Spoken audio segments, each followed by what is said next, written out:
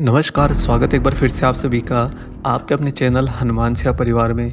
आशा करते हैं कि प्रभु श्री हनुमान जी और परम पूज्य गुरुदेव बाबा नीम करोली महाराज जी आप सभी भक्तों पर असीम कृपा सदैव बनाए रखें।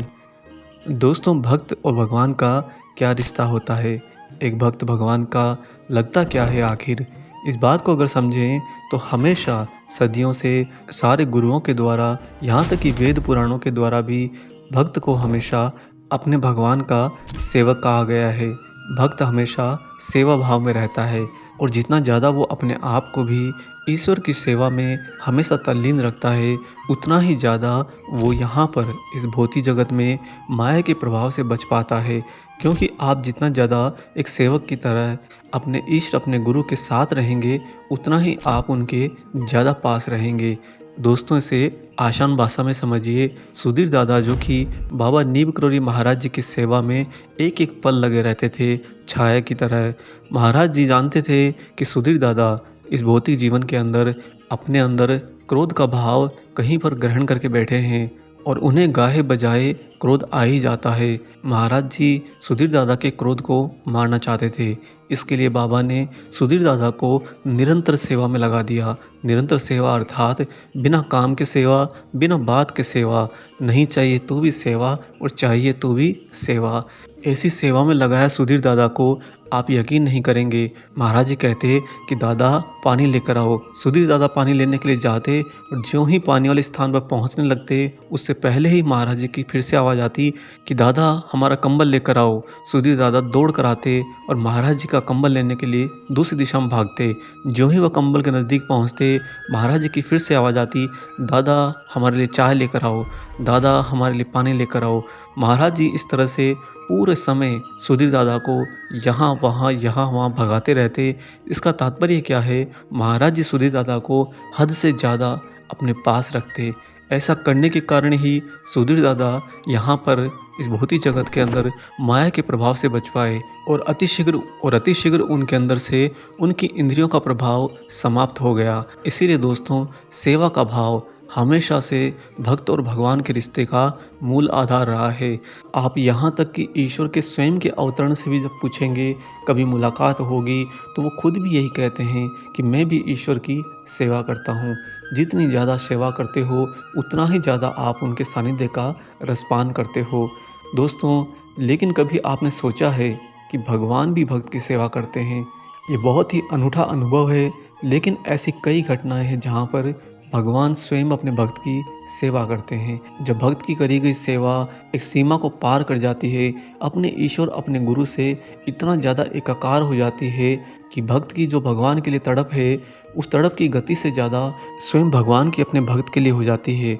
ऐसी स्थिति के अंदर भगवान से रहा नहीं जाता और वो स्वयं अपने भक्त की सेवा करने के लिए आ जाते हैं। यही बात बाबा नीम करोली महाराज जी कई भक्तों के साथ कर चुके हैं। महाराज जी अपने भक्त के प्रेम में इतना ज़्यादा उतावले हो जाते हैं, इतना ज़्यादा बेसब्र हो जाते हैं कि खुद दौड़कर उसकी सेवा के लिए आ जाते हैं। दोस्तों, अपने गुरु, अपने ईश्वर की सेवा में सेवारत वह भक्त की भावुकता उस समय आप समझ सकते हो कि स्वयं ईश्वर, उसके गुरु ही उसकी सेवा में लग गए।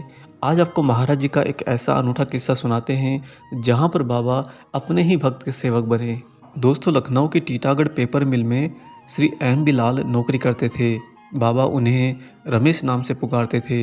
एक बार श्री लाल को ये सूचना मिली कि महाराज जी तो कानपुर आए हुए हैं और वह भी बाबा के दर्शन के लिए तुरंत ही कानपुर चले गए। श्री लाल बाबा से इतना ज़्यादा प्रेम करते थे कि आसपास के किसी भी इलाके में जब भी महाराज जी के होने की खबर उन्हें किसी भी भक्त से या किसी भी माध्यम से प्राप्त होती, दोस्तों वो सारा काम धाम छोड़ छाड़ के अपने भगवान के लिए दौड़ पड़ते। श्री लाल को जब अन्य भक्तों ने पूछा कि आखिर तुम महाराज जी के पास इतना क्यों जाते हो, उन्होंने गर्दन झुकाकर बड़े ही भोलेपन से कहा, मैं बाबा से प्रेम करता हूँ। खैर, इस बार जब वह कानपुर महाराज जी के दर्शन के लिए आ ही गए तो कुछ दिनों तक बाबा के ही साथ में रहे। दिन रात श्री लाल जी सब कुछ भुलाकर महाराज जी की सेवा में कुछ ऐसे लगे जैसे स्वयं हनुमान जी प्रभु श्री राम की सेवा में हो। दोस्तों, श्री लाल जी की स्वयं की लड़की डोली उस समय लोरेटो कॉन्वेंट स्कूल में 10वीं कक्षा में पढ़ रही थी।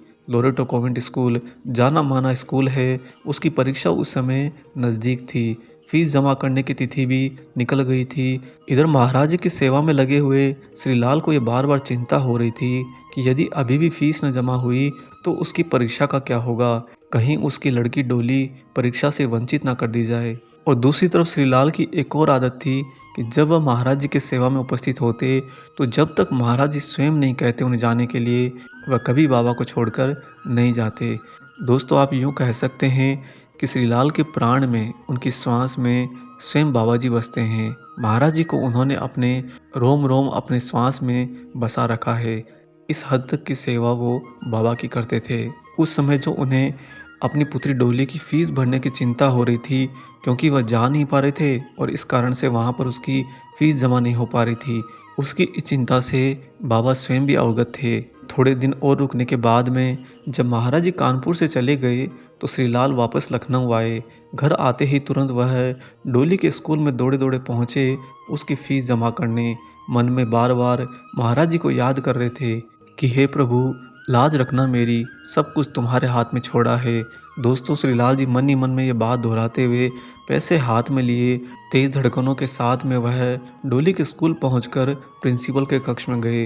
प्रिंसिपल को जाकर उन्होंने अपना परिचय दिया और साथ में प्रार्थना करी कि कृपया मुझे इतनी देरी होने के बाद भी मेरी बेटी डोली की फीस भरने की अनुमति दी जाए। लेकिन जब वे प्रिंसिपल के पास गए तो प्रिंसिपल साहब ने तुरंत ही उनकी बेटी डोली की फीस की अनुमानित राशि चेक करवाई और जब उन्होंने इसकी जांच करवाई तो प्रिंसिपल साहब ने ये बताया कि अरे, आपकी बेटी डोली की फ़ीस तो 4 दिन पहले ही जमा हो चुकी है। जो ही श्रीलाल ने प्रिंसिपल से ये बात सुनी, उनका तो मुंह खुला का खुला रह गया। वे बुरी तरह से अवाक हो गए। उन्हें समझ नहीं आ रहा था कि यह मैं क्या सुन रहा हूँ, क्योंकि दोस्तों, श्रीलाल जी के अलावा उनके घर में कोई और फीस भरने में सक्षम नहीं था और इसके अलावा उन्होंने किसी मित्र या सहयोगी को यह भी नहीं कहा था कि मेरे पीछे से मेरी बेटी की फ़ीस भर देना। तब श्रीलाल जी ने प्रिंसिपल साहब से ये जानना चाहा कि आखिर फ़ीस जमा किसने कराई। तब प्रिंसिपल साहब ने कहा कि अरे, एक मोटा और बूढ़ा आदमी अपने शरीर पर कंबल लपेटे हुए फ़ीस जमा करने आया था। उसे देखकर लग तो नहीं रहा था कि वह फ़ीस भरने में सक्षम होगा, परंतु उसे जब बताया गया कि कुल इतनी राशि की फ़ीस है तो उसने अपने कंबल में हाथ डाला और नोटों की गड्डी बाहर निकालकर फ़ीस भर दी। इसके साथ ही प्रिंसिपल साहब ने एक बहुत ही हैरत अंगेज करने वाली बात भी बताई दोस्तों। उन्होंने श्रीलाल जी से कहा कि जब हमने उस बूढ़े व्यक्ति को फ़ीस की अनुमानित राशि बताई और उसने अपने कंबल में हाथ डालकर नोटों की गड्डी निकाली तो उसमें बिल्कुल उतनी ही धनराशि थी जितनी की फीस की आवश्यकता थी। ना 1 रुपया कम था, ना 1 रुपया ज़्यादा था। हमें उस समय थोड़ा अजीब भी लगा कि इस बूढ़े व्यक्ति को कैसे पता यहाँ पर स्कूल में कुल कितनी फ़ीस है। आगे प्रिंसिपल साहब यह भी कहते हैं कि खैर, जब फ़ीस जमा कर ली गई और उस बूढ़े व्यक्ति को रसीद दी जाने लगी तो वह बोला कि हमें इसकी कोई ज़रूरत नहीं। ये कहकर वह चुपचाप चला गया। ज्यों ही श्रीलाल जी ने यह घटना पूरी सुनी, दोस्तों, उन्हें समझते एक पल भी नहीं लगा कि वह बूढ़ा आदमी कोई और नहीं, स्वयं बाबा जी थे। ये सुनकर श्रीलाल जी की आंखें पानी से भर गई। उनकी आंखों से अश्रुधारा बह उठी। बाबा की ऐसी भक्त वत्सलता अपूर्व थी दोस्तों। इसके बाद श्रीलाल जी जमा की हुई फीस की रसीद लेकर घर वापस आ गए। इस घटना का जिक्र उन्होंने काफ़ी समय बाद में अपने कुछ अन्य भक्त मित्रों से किया। उन्होंने बताया कि मैं तो इतना ज़्यादा महाराज जी का कृपा के तले दब गया कि मुझसे ये शब्द भी नहीं कहे जा रहे थे कि बाबा वो भगवान हैं जो अपने भक्त की सेवा करने चले गए। दोस्तों, श्रीलाल जी यह भी कहते हैं कि उन्होंने कभी भी महाराज जी से इसका जिक्र नहीं किया और ना ही महाराज जी ने उनसे कभी भी उनकी बेटी की फ़ीस भरे जाने का कोई जिक्र किया। जो हो गया वही कृपा है और जो प्राप्त हो गया वही आशीर्वाद है।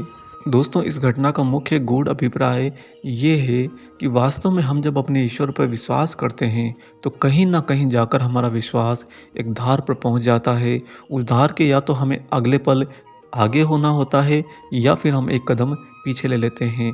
और यह भी सत्य है कि अधिकांशतः लोग उस धार से पीछे आ जाते हैं, वहाँ से आगे एक कदम उठाने की हिम्मत नहीं जुटा पाते, क्योंकि उस समय उन्हें लगता है कि नहीं, अब शायद मेरे भाग्य में नहीं, नहीं शायद मुझसे नहीं होगा और नहीं शायद इतना ही मेरे लिए था।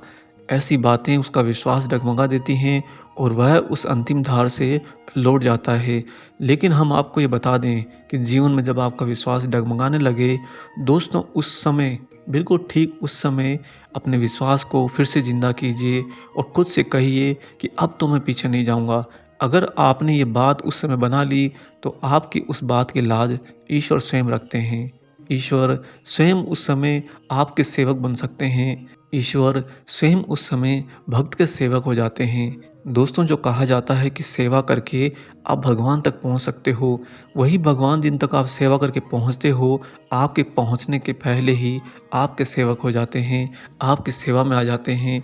ऐसा प्रेम कीजिए अपने ईश्वर से, ऐसी सेवा कीजिए अपने भगवान की, अपने गुरुदेव की।